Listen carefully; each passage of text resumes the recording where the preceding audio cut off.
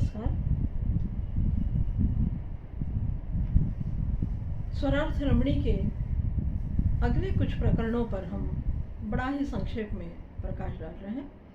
यद्यपि ये ऐसे प्रकरण हैं जो पाठक को स्वयं पढ़कर ही उसको अनुभव करना चाहिए, पर उनके नाम मात्र का यहाँ पर मैं उल्लेख कर रही हूँ, जिसमें स्वर और ताल, राग, हिंदुस्तानी संगीत की परंपराएं, दो जो उत्तर और कर्नाटक की है, स्वर शक्ति क्या है, स्वर शक्ति भावार्थ विचार उनका क्या है, ऐसे प्रकरण उन्होंने दिए हैं। पर उनमें से एक प्रकरण बड़ा महत्वपूर्ण है जिसको उन्होंने कहा है राग नाट्य। अब राग नाट्य को समझने की हमको ज़रूरत है। शायद हमारे लिए ये शब्द भी कुछ लोगों के लिए तो नया हो सकता है कि राग नाट्य भला क्या चीज़ हो सकती है, क्योंकि नाटक हमारे लिए एक अलग विधा है पूरी, पर फिर भी राग नाट्य मतलब उसमें नाटक का कुछ राग से संबंध है क्या, ऐसी बात सामान्य तौर से श्रोताओं के जहन में आ सकती है। उसी बात को थोड़ा सा संक्षेप में हम यहाँ विश्लेषित करने का प्रयास कर रहे हैं। उसमें उन्होंने एक उदाहरण दिया है। वो कह रही हैं कि बाहरी तत्वों से उत्पन्न होने वाली किसी भी बाधा को दूर करने के लिए किसी चार दीवारी से बंधे हुए नाट्यगृह में संगीत की सभा आयोजित की जाना बेहतर है। आज हम सब लोग इससे वाकिफ हैं, ऐसे ही होता है, पर फिर भी उन्होंने इसकी ओर संकेत किया है और वो कह रही हैं कि चार दीवारी से बंधे नाट्यगृह में संगीत की सभा का आयोजन करना बेहतर है।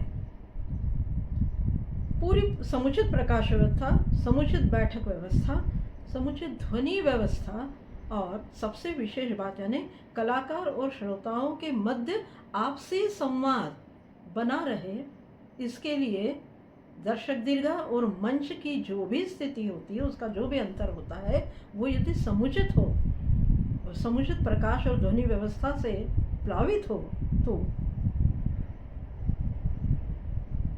संगीत सभा का जो आयोजन है वो ज़्यादा सफल हो सकता है। इन सब बातों को वो राग नाट्य के माध्यमों के अंतर्गत मान रही हैं और आगे ये कहती हैं कि स्वरों से नाट्य उपस्थित करना, जैसे पिछले बार हमने एक बात की थी एक उनके प्रकरण में कि उन्होंने स्वरों से अभिनय करवाने की बात की थी, शायद वही उसी का जिक्र थोड़ा सा अलग संदर्भ में उन्होंने यहाँ किया है कि स्वरों से नाट्य उपस्थित कराने में कोई भी बाधा आ सकती है जो उनके और श्रोताओं के बीच के संवाद को प्रभावहीन कर सकती है। इसीलिए श्रोताओं के मन मस्तिष्क तक स्वरों का प्रभाव पहुंचने में वो विलंब भी कर सकती है। इसलिए राग नाट्य को बहुत सुचारू ढंग से इन सारे माध्यमों से बांधकर प्रस्तुत करना आवश्यक है। मतलब जो भी राग आप गा रहे हैं, जो भी राग को आप अवतरित करना चाहते हैं, उनमें इन सारी व्यवस्थाओं को, ध्वनि, प्रकाश, दर्शक दीर्घा वगैरह वगैरह जो भी कुछ उन्होंने कहा, ये सब बहुत अच्छी स्थिति में, बहुत उचित तालमेल में श्रोता और कलाकार इन दोनों के बीच में संवाद में बाधा न बनने वाला यदि है तो राग नाट्य सफलता से अवतरित हो सकता है, मतलब राग की प्रस्तुति सफल हो सकती है, ये कहना है। आगे वो कह रहे हैं कि राग नाट्य में किसी मध्यांतर की आवश्यकता नहीं है, पर शायद देखें हम, यदि व्यवहार में हम देखें, व्यावहारिक दृष्टि से हम देखें तो ऐसा संभव नहीं होता है। मध्यांतर आजकल होता ही है, पर उन्होंने एक अपना विचार साझा किया है, उन्होंने उसकी अनिवार्यता पर जोर नहीं दिया, उन्होंने उसका आग्रह नहीं किया, पर वो ये कह रही हैं कि राग नाट्य में नाटक की तरह मध्यांतर की आवश्यकता बिल्कुल नहीं होती, कारण इससे स्वर प्रवाह खंडित होता है और स्वर चिंतन भी उससे प्रभावित होता है। नाटक की तरह ही राग का भी स्वयं का भाव, अनुभाव, विभाव होता है और उसी का विस्तार राग नाट्य में होता है। इसीलिए उस विस्तार को अबाधित रखने के लिए वो मध्यांतर को टालने की बात उसमें कह रही है। आगे वो भावों के बारे में बात कर रही हैं कि राग का मूल भाव भी जानना बहुत ज़रूरी है। यदि उसका मूल भाव आप ना समझे तो आपकी स्वराभिव्यक्ति जो है वो निरर्थक और उद्देश्य शून्य हो सकती है, क्योंकि स्वर मूलतः श्रवणीय और आनंददायी है। इसलिए भावाभिव्यक्ति यदि उससे नहीं हुई तो आपका परिणाम प्रभावित हो सकता है, और राग भाव उपस्थित होने पर आप उसको ज़्यादा कलात्मक बनाने की जो कुछ कोशिश करते हैं वही उस राग नाट्य की प्रस्तुति की सफलता मानी जा सकती है। ये उनके एक राग नाट्य के संबंध में अपने विचार है। यही बात उन्होंने भावों के संदर्भ में भी की है कि भाव की पहचान का सबसे सहज और सरल उदाहरण जो है वो सुख दुख है, जिसकी चर्चा हम थोड़ी पीछे कर चुके हैं। उन्होंने जिस दुखमय स्थिति पर भी खोज की आवश्यकता महसूस की थी वही बात को दोहराया गया है। अब वो आगे ये भी कहती हैं कि किसी भी राग में वर्णनात्मक और दृश्यात्मक कुछ नहीं होता। किसी भी राग में वर्णनात्मक और दृश्यात्मक कुछ नहीं होता। फिर क्या होता है? तो उन्होंने कहा कि उसमें प्रत्येक घटना स्वरों से होती है और वो श्रवणीय होती है। इसलिए राग से भाव निर्माण करने के लिए राग में केवल और केवल स्वरों का विस्तार ही आवश्यक है, और तभी उससे परिणाम साधा जा सकता है, और तभी उससे सौंदर्य भी परिपूर्ण हो सकता है।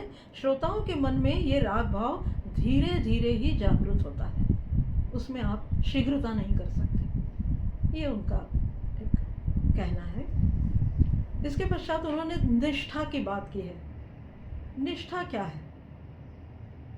लौकिक रूप में आप व्यक्तिनिष्ठ हो सकते हैं, वस्तुनिष्ठ हो सकते हैं, आत्मनिष्ठ हो सकते हैं, पर वो कह रही हैं कि स्वरों पर निष्ठा राग नाट्य का सबसे महत्वपूर्ण तत्व है।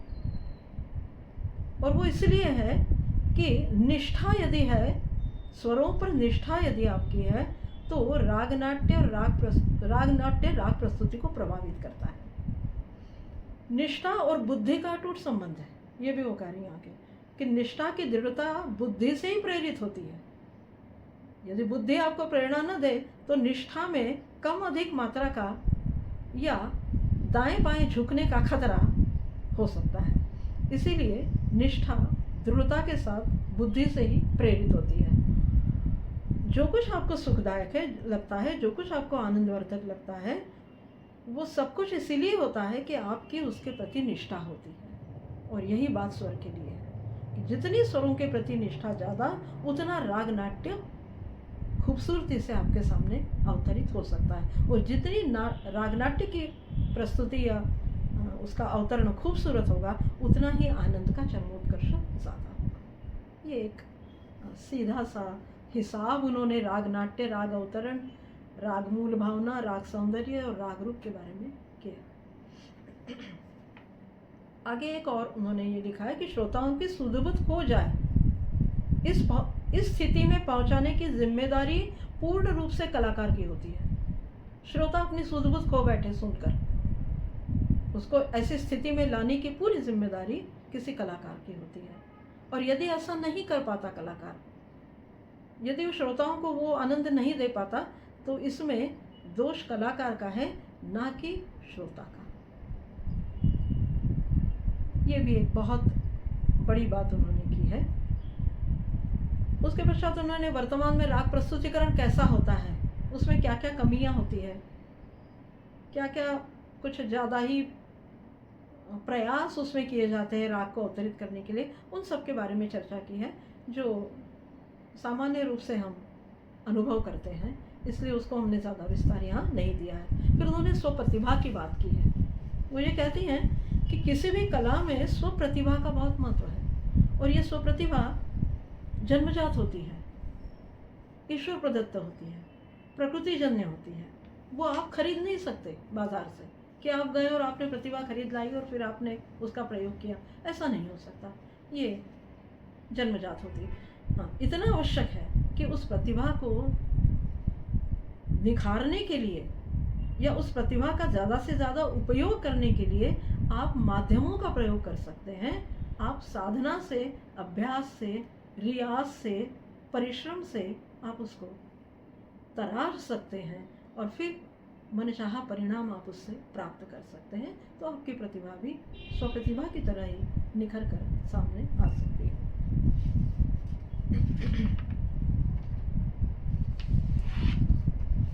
एक जगह उन्होंने शास्त्रज्ञ और कलाकार इन दोनों के बीच में क्या अंतर है, अब उन दोनों के बीच में अंतर माने वो वास्तविक रूप से दृष्टिभेद का अंतर है, उसकी भी बात की है। वो कहती है कि शास्त्रज्ञ और कलाकार इन दोनों में एक चीज़ समान है, और वो ये है कि वो अपने ज्ञानेंद्रियों का, कर्मेंद्रियों का और अपने मन की सहायता से जीवन की ओर देखते हैं। पर फर्क केवल इतना है कि शास्त्रज्ञ कैसा है कि अपेक्षा क्या है इस पर विचार करता है, और कलाकार जो है वो उसके विचारों में, कलाकार के विचारों में प्रधानता होती है कि वो मन की ओर ज़्यादा झुकने वाला होता है। वो बुद्धि पुरस्तर विचारों का प्रणेता नहीं होता है, वो मन को ज़्यादा महत्व देता है। शास्त्रज्ञ जो है वो बुद्धि को ज़्यादा महत्व देता है। अब मनुष्य जीवन को उन्नत बनाने के लिए शास्त्रज्ञ काम करता है, ये उनका मानना है। और कलाकार जो है वो किसी अनुभव लेने के पश्चात उसके मन पर होने वाले परिणामों के लिए कलाकार उत्तरदायी होता है। ये बात उन्होंने कही। आगे वो ये भी कहती हैं कि भावना प्रधान और संवेदनशील मन, ये दोनों कलाकार को प्रकृति से दिया गया बहुत बड़ा अनमोल उपहार है। भावना प्रधान होना और संवेदनशील मन होना, ये दोनों कलाकार को ईश्वर प्रदत्त उपहार है, और इसीलिए उसको स्वर की साधना के लिए इन दोनों का प्रयोग करना चाहिए। इन दोनों को, भावना प्रधानता होना और संवेदनशील होना, इन दोनों को ध्यान में रखकर ही स्वर की साधना को आकार देना चाहिए, ऐसा उनका कहना है। उसका कारण यह है, वो ये कहती हैं कि जो कलाकार है वो पूरी सृष्टि को, संपूर्ण विश्व को सहानुभूति की दृष्टि से देखता है, और शायद इसीलिए प्रत्येक के प्रति उसकी दृष्टि जो है वो सौंदर्य परक और प्रेम परक होती है, और इसीलिए शायद राग का अवतरण वो ज़्यादा आसानी से कर पाता है, और श्रोता भी उसे ज़्यादा आसानी से ग्रहण कर पाते हैं। ये उनका राग और अन्य राग कैसे अवतरित हो, इसके प्रति एक राग नाट्य के रूप में दर्शन है।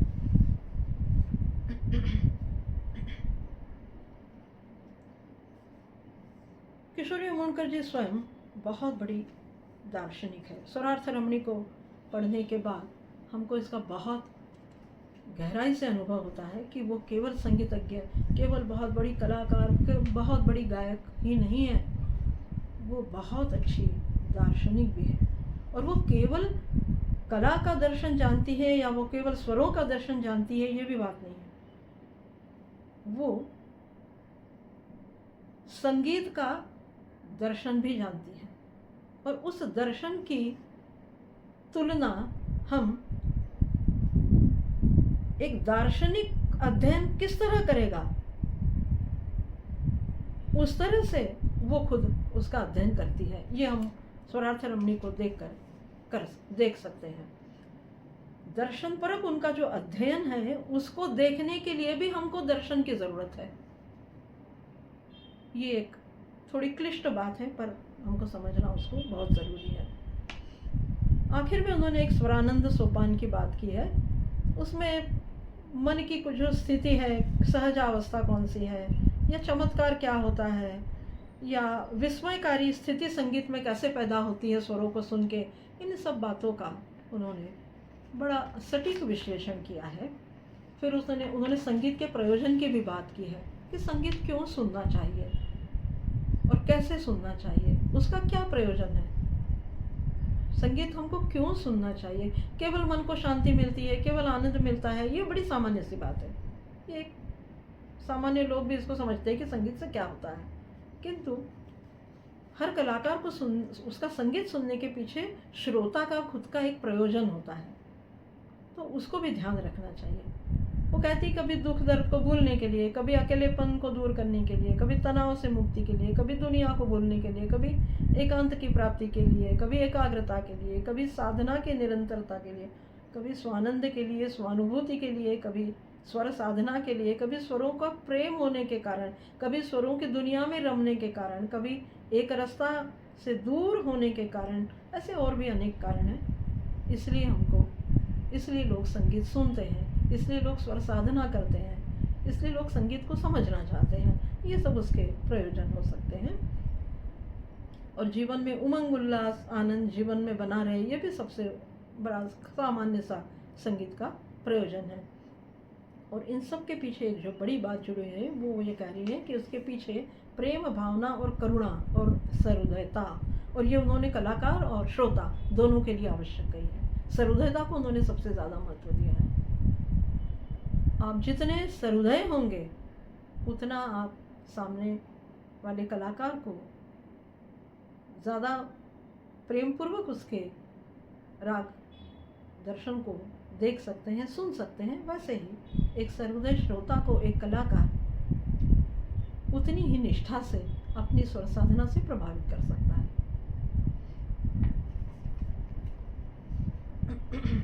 अब अंत में जो स्वरार्थ रमणी के विषय में लोगों को, जो लोग मराठी पढ़ सकते हैं विशेष रूप से, उनको ये बात मालूम है कि वो किस अंदाज की मराठी में लिखी गई है। मैं ये बात जानबूझकर यहाँ बोलना चाहती हूँ कि स्वरार्थ रमणी की जो कुछ भाषा है, जो मराठी भाषा लिखी गई है, वो अपने आप में बेहद साहित्यिक, बेहद दार्शनिक, बहुत सौंदर्यपूर्ण, बहुत व्याकरण शुद्ध ऐसी भाषा है। कई बार ये त्रुटि ग्रंथ लेखन में देखने को मिलती है, पर आश्चर्य है कि स्वरार्थ रमणी की भाषा में ऐसी कहीं त्रुटि आपको दिखाई नहीं देगी। ये पुस्तक की सफलता है, बहुत बड़ी सफलता है। वरना पुस्तक को, इतने गहन अध्ययन वाले पुस्तक को पढ़ना हमारे लिए बहुत मुश्किल होता है। इसलिए मेरा आग्रह है विद्यार्थियों से कि वो ज़रूर स्वरार्थ रमणी को देखें, वो ज़रूर स्वरार्थ रमणी को पढ़ें, उससे कुछ हासिल करें, उससे कुछ प्राप्त करें, उससे कुछ सीखने की कोशिश करें, तो शायद उनकी स्वर साधना में उनको कुछ सहायता भी मिल सकती है। एक कहने के लिए बहुत सारी बातें हैं स्वरार्थ रमणी की, पर उतना विस्तार में हमारी कुछ क्षमता है तो उसके बाहर हम जा नहीं सकते। पर एक बात का मैं ज़रूर यहाँ पर उल्लेख करना चाहूँगी कि जितना कुछ स्वरार्थ रमणी में दिया गया है, जितना कुछ अध्ययन उन्होंने किया, फिर जो लिखा, जो कुछ स्वर शास्त्र उन्होंने समझाया, जो कुछ राग सौंदर्य उन्होंने समझाया, जो राग रूप और राग आकृति की उन्होंने बात की, उन सब के पीछे उनका अध्ययन तो है ही, उनका विचार है, उनकी कल्पना शक्ति बहुत बहुत सुंदर कल्पना शक्ति है, कल्पना विलास उनका बहुत पुस्तक में देखने लायक है। पर विशेष बात यह है कि कुछ लोगों की उनके प्रति, आदरणीय किशोरी जी के प्रति कुछ लोगों की ऐसी भ्रांतियां हैं। ये हो सकता है कि श्रोता उस बात को समझ नहीं पाते हैं, वो कुछ, क्योंकि उनका कहने का तरीका और उनका कहने का अंदाज वाकई बहुत उच्च स्तरीय है और शायद सामान्य लोगों को उस स्तर तक पहुंचना बहुत मुश्किल होता है, इसलिए ऐसी बात होती होगी। पर यदि आपको थोड़ा सा एक सूत्र दे रही हूँ कि यदि आपको स्वरार्थ रमणी में दी गई बातों का प्रात्यक्षिक देखना है, आपको उसको महसूस करना है, जो बातें उन्होंने उसमें कही है, तो उन्होंने मराठी भाषा में गाई गई उनकी बहुत सुंदर रचना, संत ज्ञानेश्वर मराठी के बहुत बड़े संत कवि हैं, उनकी जो रचना है उसकी कुछ चुनिंदा पंक्तियाँ उन्होंने गाई है, तो उसको यदि आप सुने तो स्वरार्थ रमणी में उनको क्या कहना है ये सब कुछ आपको, और वो उन्होंने क्यों कहा है, इसका उत्तर आपको उन श्लोकों में सुनने को मिलेगा, या उसका प्रात्यक्षिक, स्वरार्थ रमणी में कही गई बातों का प्रात्यक्षिक आप उस ज्ञानेश्वरी की जो पंक्तियाँ उन्होंने गाई है मराठी में, उसको यदि आप सुने तो शायद ही आपके पूरे संदेह, पूरी आपकी जो कुछ भ्रांतियां हैं स्वरशास्त्र के बारे में, वो सब कुछ, उन सब का निराकरण, उस सब का निरसन वहाँ पर हो सकता है। इसलिए वो ज़रूर सुनना चाहिए।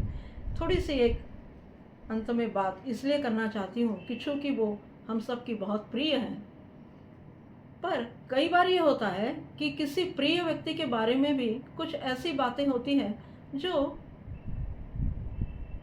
इतनी उच्च स्तरीय होती है कि या तो शायद हम वहाँ तक पहुँच नहीं पाते, हमारी ताकत नहीं कि हम वहाँ तक पहुँचे। एक छोटा सा एक वाकया उनके बारे में बड़ा मशहूर है, पर वो वाकया सुनने के बाद मुझे ऐसा लगा कि वाकई कि स्व प्रतिभा की वो जो बात करती है ना, या स्वविचार और राग दर्शन की जो वो बात करती है, वो वहाँ पर उसका उत्तर स्वयं उन्होंने वहाँ पर दिया है। ऐसा कहते हैं कि वो जब महफिल में गाने के लिए बैठती थी तो वो नीचे देखकर कई बार गाती थी। कई बार उनकी दृष्टि, हाथ में स्वरमंडल भी होता था कभी कभी, तो दृष्टि उनकी नीचे होती थी, या कई बार उनकी दृष्टि ऊपर की तरफ थोड़ी सी भी ऐसी रहती थी, और वो थोड़े समय के लिए होती थी। कई बार श्रोताओं को ये समझ में नहीं आता है। उन्होंने स्वरार्थ रमणी में एक जगह कलाकार के शारीर भाष्य की भी विवेचना की है। उसको मैंने इसमें बहुत ज़्यादा ये नहीं दिया, पर पढ़ सकते हैं श्रोता उसमें। उन्होंने उसका उत्तर ये दिया था कि जब मैं नीचे की ओर देखती हूँ तब कभी भी मैं श्रोताओं से संवाद में कोई मेरे को बाधा नहीं होती है। मैं श्रोताओं से दूर नहीं होती हूँ। मैं केवल इसलिए नीचे देखती हूँ, या केवल ऊपर में इसलिए देखती हूँ कि मुझे स्वरों को, राग के स्वरों का मुझे आवाहन करना पड़ता है, मुझे उन्हें बुलाना पड़ता है, मुझे उन्हें लाना पड़ता है, मुझे उनसे विनय करनी पड़ती है कि वो मेरे सामने आए, वो मेरे समक्ष उपस्थित हो। और वो जब मेरे समक्ष उपस्थित हो जाए तब मैं उनका श्रृंगार कर सकूं, तब मैं उनका श्रृंगार, उनकी सज्जा लोगों को दिखा सकूं। इसलिए मेरा वो ऊपर या नीचे देखना उस बात का संकेत मात्र है, ये कोई श्रोताओं से दूरी बनाने का कारण नहीं है। और स्वर जब मेरे सामने उपस्थित होता है तब मैं पहले स्वर में लीन होती हूँ, तब मैं पहले स्वरों के सामने मैं विनय से झुक जाती हूँ और फिर उनसे बात करने का साहस करती हूँ। इसीलिए मेरे लिए वो राग नाट्य, तब मेरे द्वारा वो राग नाट्य या वो स्वर ब्रह्म श्रोताओं तक बड़ी आसानी से पहुँच सकता है। ये बात उन्होंने कही है। ये बड़ी दार्शनिक बात है, बड़ी विचार करने की ये बात है। हम लोगों को उस पर सोचना चाहिए। किसी कलाकार की ऐसी दर्शन परक जो बातें होती हैं, उन पर विचार करना इतना सरल नहीं है। उसके लिए फिर स्वरार्थ रमणी जैसी पुस्तक को पढ़ना चाहिए। उनके गायन को, मैं जो कह रही थी पहले बात, उस ज्ञानेश्वरी की पंक्तियों को सुनना चाहिए, तब शायद आप ये महसूस कर सकेंगे कि स्वरार्थ रमणी की रचना को आकार क्यों दिया गया। उन्होंने अंत में इस पूरी पुस्तक और उनका जो दर्शन है उन सब के बारे में उसी किताब के पीछे एक 4 पंक्तियां उन्होंने लिखी है। यदि हम उसको पढ़ें, मैं उसका हिंदी रूपांतर पढ़ रही हूँ, यदि वो हम पढ़े तो हमको समझ में आ सकता है कि वो क्या कहना चाह रही है, इस पूरी पुस्तक में उन्होंने क्या कहा है, और हम उस पुस्तक को कहाँ तक समझ पा रहे हैं, ये आप इन पंक्तियों से जान सकते हैं। केवल मैं उसको पढ़ रही हूँ और फिर इस व्याख्यान को हम यहाँ विराम देंगे। भारतीय स्वर भाषा का जन्म भाव सौंदर्य की अभिव्यक्ति के लिए हुआ है। इसके लिए जो रास्ता तय करना होता है उसे ही शास्त्रीय संगीत कहना उचित है। शास्त्रीय संगीत का पूर्ण अवलोकन या पूर्ण ज्ञान रस सिद्धांत को समझने के बगैर नहीं हो सकता, माने आपको वो समझना ज़रूरी है। भारतीय शास्त्रीय संगीत लोकरंजन और मनोरंजन से ज़्यादा आत्मरंजन, आत्मशोधन, आत्मानंद के लिए है, ऐसा ही कहना उचित है। स्वरार्थ रमणी के अंतिम जो पृष्ठ है उस पर ये उन्होंने, ये उनके स्वयं के शब्द है, ये उन्होंने लिखे हैं। इससे आपको समझ में आ सकता है कि मूलतः वो राग को और स्वर को किस दृष्टि से देखती थी और किस दृष्टि से लोगों को दिखाना चाहती थी। उनका ये दिखाना और उनका ये चाहना ही हमारे लिए स्वरार्थ रमणी की सबसे बड़ी उपयोगिता है। इसी के साथ हम विराम लेते हैं। नमस्कार। नमस्कार। इस प्रकार स्वरार्थ रमणी की ये व्याख्यान माला यहाँ पर समाप्त होती है। डॉक्टर बागेश्वरी जोशी मैडम का मैं हृदय से आभार प्रकट करना चाहती हूँ। उन्होंने बहुत कष्ट के साथ, बहुत अध्ययन करके बहुत बड़ा इसका लेखन किया है और उसको आज उन्होंने यहाँ पर प्रस्तुत किया है। और मेरा जो उद्देश्य था कि विदुषी किशोरी अमोणकर जी की स्वरार्थ रमणी आप तक पहुँचे, विद्यार्थियों को वो समझ में आए, मराठी भाषी रसिकों तक वो पहुँचे, ये मेरा उद्देश्य था। तो शायद कुछ हद तक ज़रूर ये उद्देश्य सफल हुआ होगा। और हंसध्वनि प्रोडक्शंस की ओर से और मेरी स्वयं की ओर से मैं विदुषी किशोरी अमोणकर जी के व्यक्तित्व को, उनके ज्ञान को, उनके विचारों को और उनके दर्शन को साष्टांग दंडवत करती हूँ। धन्यवाद।